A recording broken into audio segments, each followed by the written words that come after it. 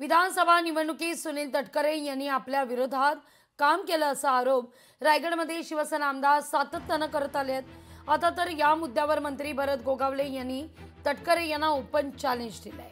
महाडचे ग्रामदैवत श्री वीरेश्वर महाराज आणि रोह्याचे ग्रामदैवत दहावीर महाराज यांच्या डोक्यावर फूल उचला, ज्यानं कोणी चुकीचं केलं असेल त्यांना भोगावं लागेल, अशा शब्दात गोगावले म्हणतात। तुमच्याकडे इथं दहावीर महाराज आहे, माझ्याकडे वीरेश्वर महाराज आहे, दोन्ही एकच देव आहे। ह्या दोन्ही देवाच्या माथ्यावरचं पिंडीवरचं फूल उचलायचं। जर भरत शेटनी काही जर चुकीचं काम केलं असेल त्याचं प्रायश्चित भरत शेट भोगल लोकसभेला।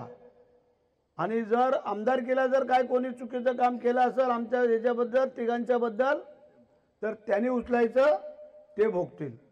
माझा ज्या संपूर्ण माझ्या माता भगिनीच्या समोर आज आव्हान करतोय, म्हणजे आम्ही चुकीचं बोलणार नाही आणि चुकलो तर 4 पावलं मागे सरकू, नमस्कार करू, पण जोपर्यंत चुकत नाही तोपर्यंत भरत शेट कधी झुकत नाही, हा आमचा बाणा आहे।